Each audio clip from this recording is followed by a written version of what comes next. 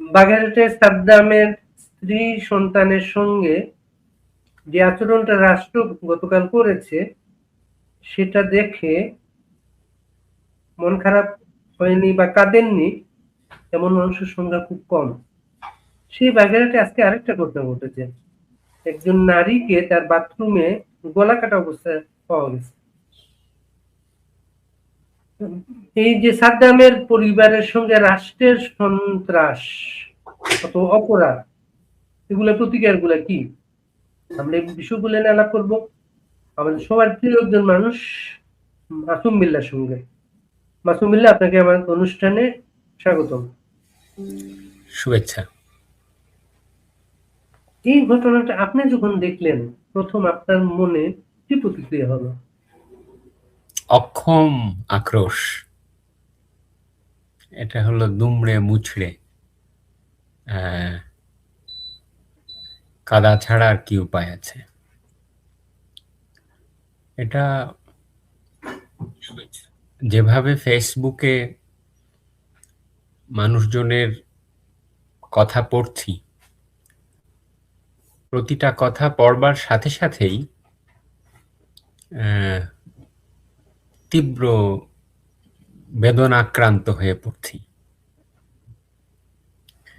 এমন না যে এটা আমাদের নতুন করে হচ্ছে, কিন্তু একটা ঘটনা যখন ঘটে এমন একটা প্রশ্ন রেখে যায়, এমন একটা তীর বিদ্ধ করে ভেতরে, তখন মনে হয় যে এই যে গোঙানি প্রত্যেকটা মানুষকে, দেশের মানুষে রেখে যায়। এবং শুধুমাত্র সেটা দেশ বলে তো না। আপনি কি ওই অস্ট্রেলিয়ায় বসে শান্তিতে বসে আছেন এই খবর পড়ে? আমি ফ্রান্সে বসে যখন স্ক্রল করে এই খবর পড়ছি, তাতে কি আমি মানসিকভাবে ভালো আছি? প্রতিটা মানুষের ক্ষেত্রেই এরকম ঘটনা ঘটছে। একটা হৃদয় সংভেদী আর্তচিৎকার, মানবিক চিৎকার, এইটা আমাদেরকে আচ্ছন্ন করে ফেলেছে। তো অনেকগুলো কথাবার্তায় পড়ছি, নজরে আসছে, এবং এমন সব প্রশ্ন, এমন সব আবেদন আমাদের সামনে রেখে যাচ্ছে যে কিছুক্ষণের জন্য হয়ে যেতে হচ্ছে। কিছুক্ষণের জন্য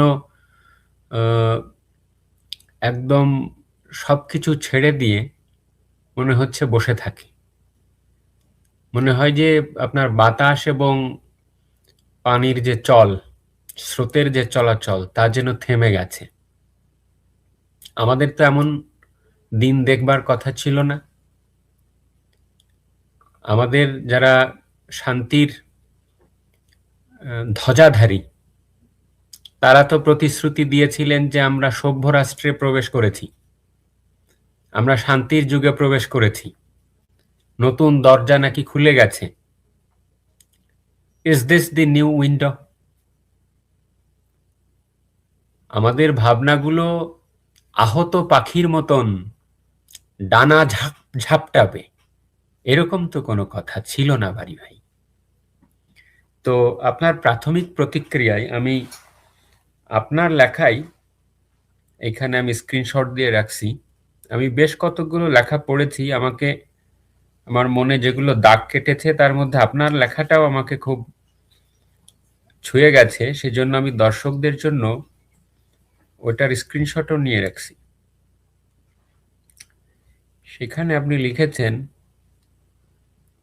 কই ফজলুল বাড়ি, রাইট? মাত্র 5 মিনিট আব্বা, আমার সোনামণি। সাদ্দাম কোলে নেয় তার প্রথম সন্তানকে, সাদা কাফনে মোড়া 9 মাসের শিশু, পিতার কোলে, জেলখানায়, যশোর কেন্দ্রীয় কারাগার, বাংলাদেশে। কেমন আছো তুমি? সাদ্দাম হাত বুলিয়ে দেয় কাফনে মোড়া স্ত্রীর শরীরে। সাদ্দাম কি কাঁদবে, নাকি প্রশ্ন করবে বাংলাদেশকে, কেন তার মৃত পুত্র আর স্ত্রী এই জেলখানায়? 5 মিনিট শেষ হয়, দূরে মিলিয়ে যায় লাশবাহী অ্যাম্বুলেন্সের শব্দ। যশোর জেলখানা, ভুল, ভুল। বলতে পারো বাংলাদেশ নামক জেলখানায় এখন শুধুই নীরবতা। তো বাড়ি ভাই, এরপরে আপনি আমাকে কেন প্রতিক্রিয়া দিতে বলেন? ইউ হ্যাভ ভেরি আজকে রাষ্ট্র কিন্তু রাষ্ট্রের লোকজন যারা প্রতিক্রিয়া দেন, বিবৃতি দেন, তারা কিছু কথা বলেন নাই।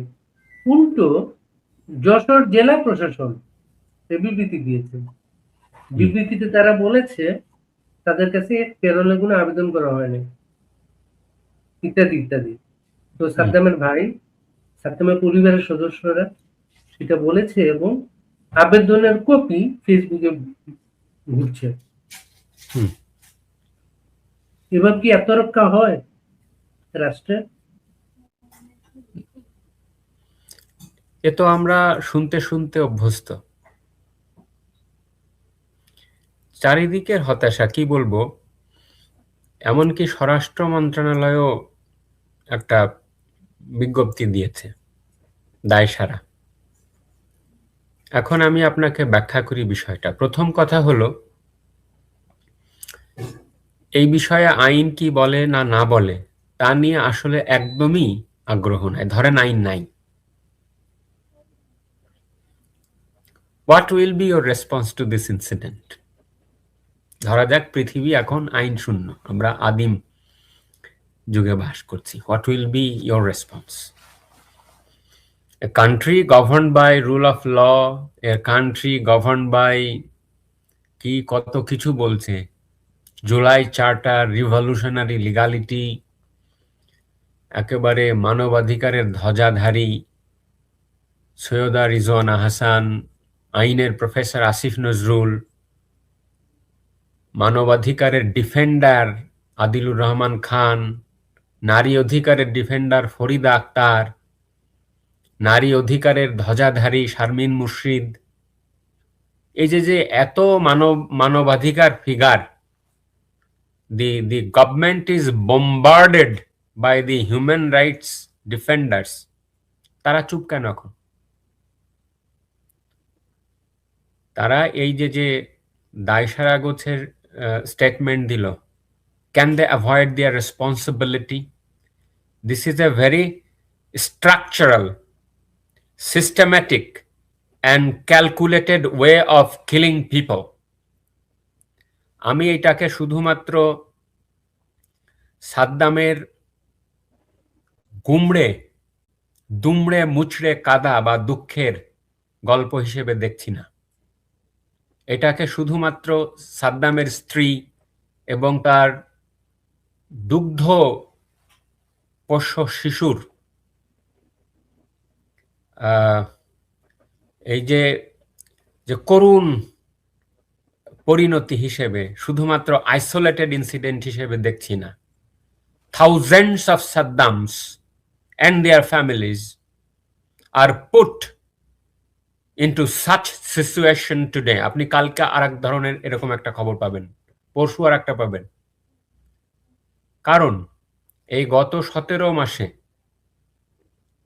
হাজার নিরপরাধ পরিবারকে শুধুমাত্র রাজনৈতিক পরিচয়ের কারণে, বিনা কারণে, মিথ্যা মামলায় এইভাবে দিনের পর দিন কারাগারে আটক রাখা হয়েছে। What can you tell about a justice delivery system যেখানে সামান্যতম জামিন পর্যন্ত পাওয়া যায় না?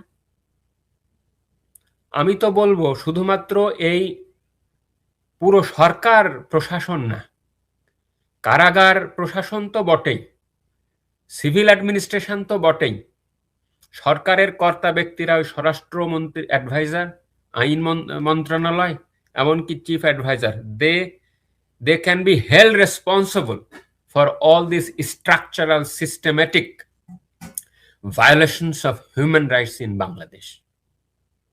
এমনকি very unfortunately as a member of the legal community আমি অত্যন্ত দুঃখ ভারাক্রান্ত মন নিয়ে, এইটা আমাদের যারা জাজ বন্ধুরা আছেন যারা আমার ছাত্ররা আছে, যারা আমার বন্ধুরা লয়ার আছেন, আপনাদের বিবেক কি বাঁধছে না ভাই? আপনারা যে দলই করেন, লাল বদর হয়েছিলেন ঠিক আছে,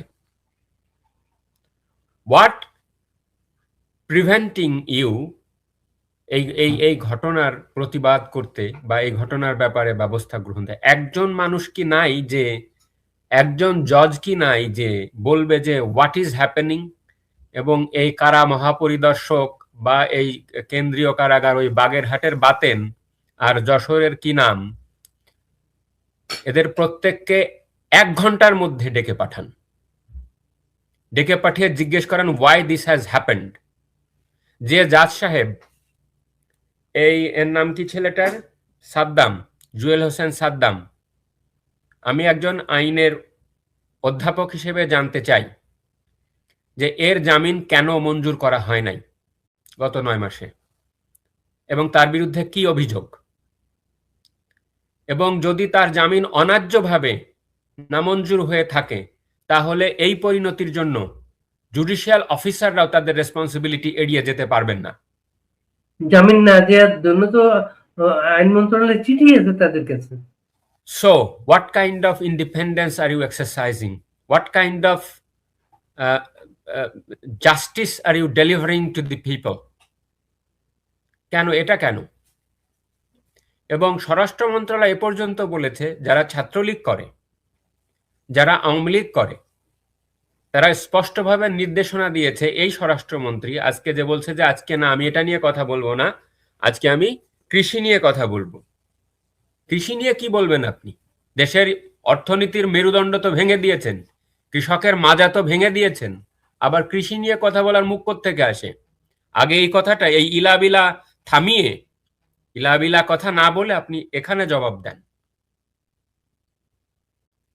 সেই জন্য এইটাকে বাড়ি ভাই আমি দেখি একটা কাঠামোগত, আমরা আইনে এই শব্দটা ব্যবহার করি, this is a structured calculated killing. সেইখানে তারা আত্মহত্যা করেছে, মা তার সন্তানকে কোন পরিস্থিতিতে তার জীবনটা নিয়ে নিজের জীবনটা আত্মাহুতি দিয়েছেন, এই প্রশ্ন এই রাষ্ট্রকে দিতে হবে। এই প্রশ্নের উত্তর এই ডক্টর ইউনূসের সো-কল্ড সভ্যতার যুগে প্রবেশকারী রাষ্ট্রকে দিতে হবে। This has been a country of lawlessness since 5th August 2024. There is no constitutional governance. There is no rule of law. এইটা কি কোনো কথা হতে পারে যে একটা রাষ্ট্রে একটা মা এবং একটা দুগ্ধপোষ্য শিশু, তাদেরকে পাঠানো হয়েছে জেলখানায় তার বাবাকে সর্বশেষ মুহূর্তে 5 মিনিটের দেওয়ার জন্য, আর বলছে মানবিকতা দেখিয়েছে। কি মানবিকতা দেখিয়েছে?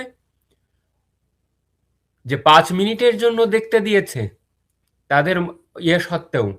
What prevented you granting parole দেন?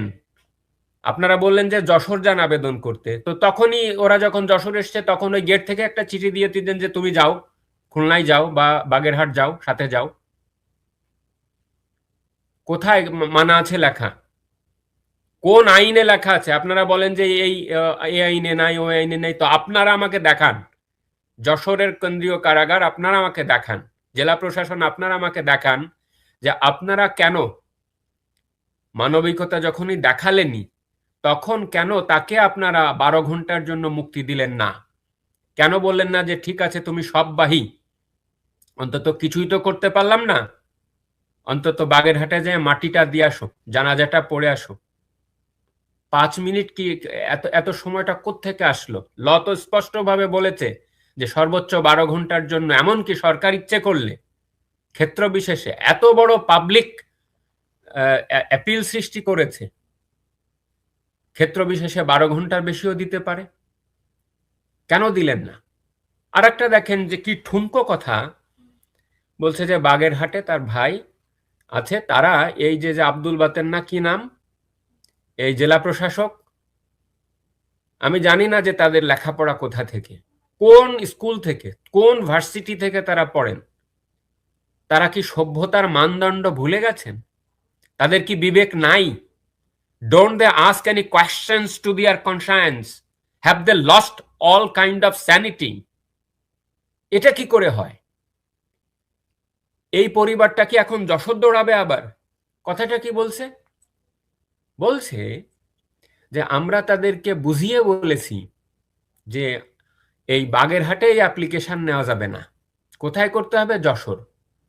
এই যুগে, এই এই এই ইন্টারনেটের যুগে, এই ফোনের যুগে, ইমেলের যুগে, what prevented you applying immediately to the Jessore district magistrate যে I have got an application, এই যে একটা স্ন্যাপশট, আপনি এখনই অনুমোদন দেন? ইনতির কথা, ই জুডিশিয়ারি কথা আমরা বলছি, ই জাস্টিস ডেলিভারির কথা বলছি, আপনি তাকে যশোরে পাঠিয়ে দিচ্ছেন এবং এখন যশোর বলতেছে যে আবেদন দেয় না। এটা একটা কথা হলো? এ কোন ধরনের মানে জবাব বাড়ি ভাই, আপনি আমাকে বলুন তো, এগুলো কি সহ্য করা যায়? সো আমি এই 2016 সালের আইন পড়ছি, ওখানে কোথাও লেখা নাই যে বাগেরহাটের এটা করতে পারবে না। বাগেরহাটের দায়িত্ব হচ্ছে, বিকজ বাগেরহাটটা হলো তার এই জেলা ম্যাজিস্ট্রেট, সে হলো তার গ্রান্টিং প্যারোল অফিসার। তো প্যারোল অফিসার তুমি সাথে সাথে যশোরকে বলবা, তাই না? সাথে সাথে তুমি যশোরকে বলবে। এখন কি সে ধেয়ে ধেয়ে তার ভাই যশোরে আসবে তারপরে যে বলবে? এটা কথা নাকি? আমি ভেবেছিলাম কি জানেন, এমন কি ঠিক আছে, হয়তো বোধহয় প্রশাসনই ওদের দুইটা মরদেহকে নিয়ে এসছে, না ওর পরিবারই জোচে নিয়ে এসছে, তারপরে কোনো